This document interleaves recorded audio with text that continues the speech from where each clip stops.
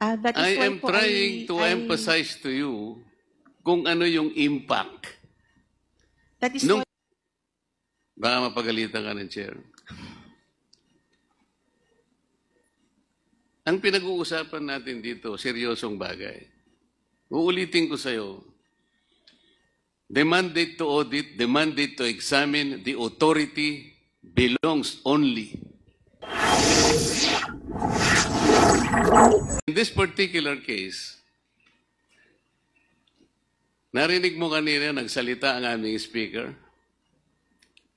Sabi niya, let us strengthen the institution that uphold our democracy.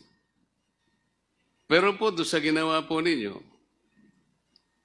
did you strengthen the foundation and the independence, the authority of the COA as enshrined in the Constitution? Mr. Chair, dun po sa compliance po namin, we emphasized on the confidentiality of the information.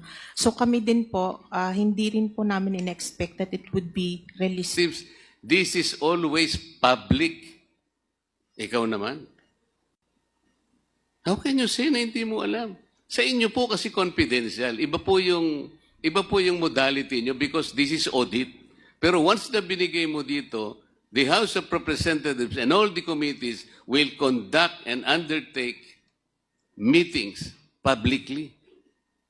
Wala po kaming private meetings. So pag sinabi mong hindi na compromise, opinion mo yun eh. Opinion mo. You are not in a position to tell us na hindi na compromise. Only time will tell. The go signal was from the chairperson. And so, ang napag-usapan You are saying po that the commission is, proper, who gives the go signal? The chairman of the COA? sa being the head of the ICFAO po, siya yung head po ng ICFAO. No, I am asking the head of the institution The itself. head of the institution po, the head of COA po is the CP, but the head of ICFAO, the office, is the chairperson po. So alam po ng COA head ito? Yes, Mr. Chair. Alam niya, sigurado ka? Yes, Mr. Chair. The commissioners, alam nila? Yes, Mr. Chair. Okay. Narinig po ninyo yung bahagi ng mga interpellation ng mga kasama ko kanina. Most of it siguro, meron po kayong natatandaan. Most particularly, the interpellation of Congresswoman Luistro. Noon pong tinatanong niya yung certain La Chica was guilty of usurpation Acosta. of authority. La Chica ba yun? Acosta po. Acosta, sorry. Na sinabi niya, according to her, Acosta is even guilty of usurpation of authority of official functions. Narinig po ninyo yun? Yes, Kasi po, maring nakuha niya yung gawain na yun, allegedly, na hindi naman pala dapat na sa kanya yun. Noon pong hindi nyo inadvisean ang Committee on Good Government, technically, part of your mission, part of your mandate on authority was usurped. Sila na po yung nagtatanong eh. Ang ginagamit po nila, yung mga dokumento, yung mga reports, and the papers na sa saligang batas, ang sinasabi, kayo po ang dapat mag-examine, kayo po ang dapat mag-audit, nobody else. So in a way, part of your function was usurped, technically. Tama po. Tama po, Mr. Chair, pero it does not Hindi, mean tama po. po. Tama po, Pero, it does not mean po na we will just take it hook, line, and sinker. We will still audit based on what our standards are.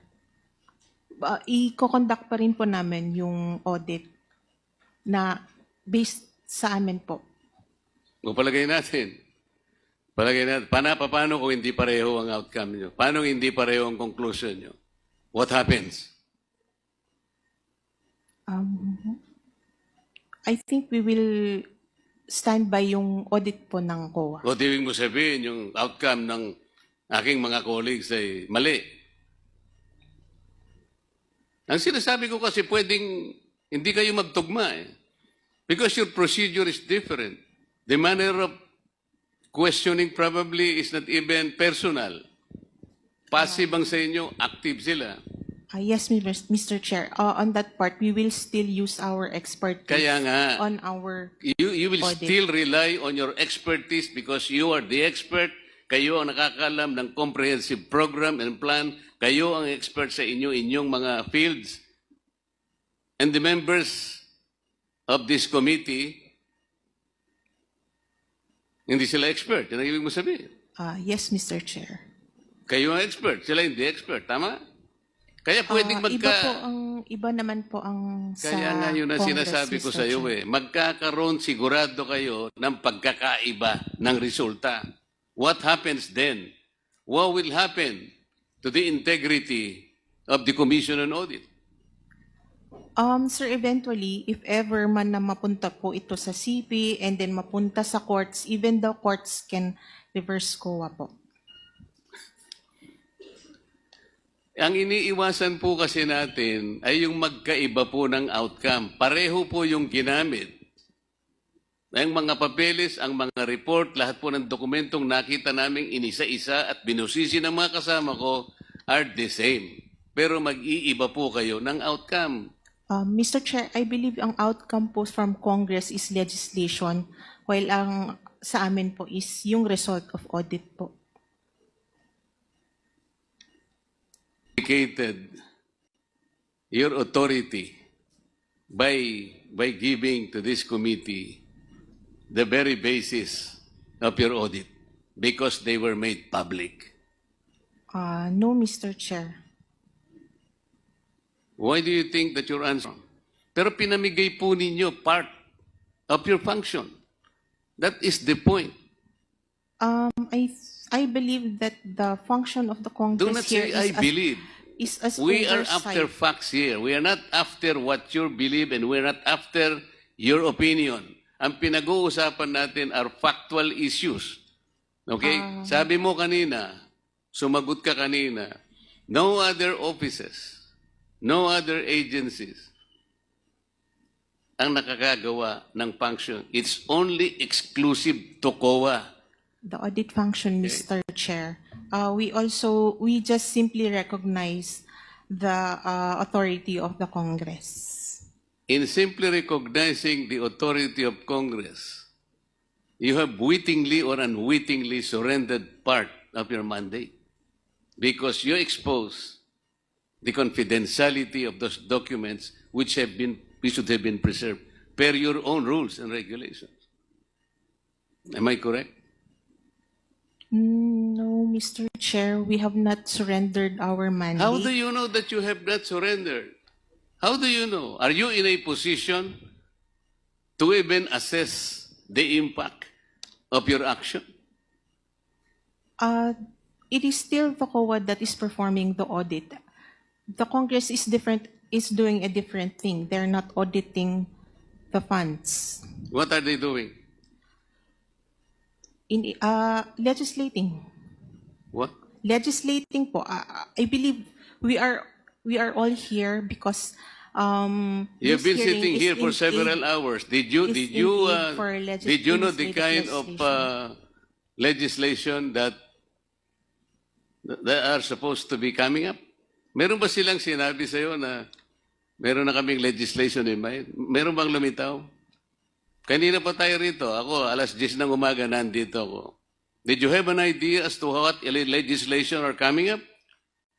For example, For example, meron bang legislation na baka sakaling nagle-legislate sila, later natuturuan kayo kung paano ang pag-audit? no po. For example, yung SAGAA sa budget on confidential funds. That will become subject of future legislation. Why are you the one articulating that? You are not a member of Congress. Yan ang That sinasabi is ko why- kanina pa eh. That is why Kanina nga ko po, pa sinasabi, what you are saying, opinion mo eh. Authority belongs only to COA. While the terminology is different, but the basis of your audit and the basis of the investigation of this committee are one and the same. Yun ang sinasabi ko sa iyo. Did you not compromise the integrity and the independence of COA by doing so? Do not make your own opinion. I will probably accept an answer na siguro balikan mo yung commission kung tama yung ginawa ninyo. Iwanan muna kita sandali kasi gusto ko mag-isip ka rin.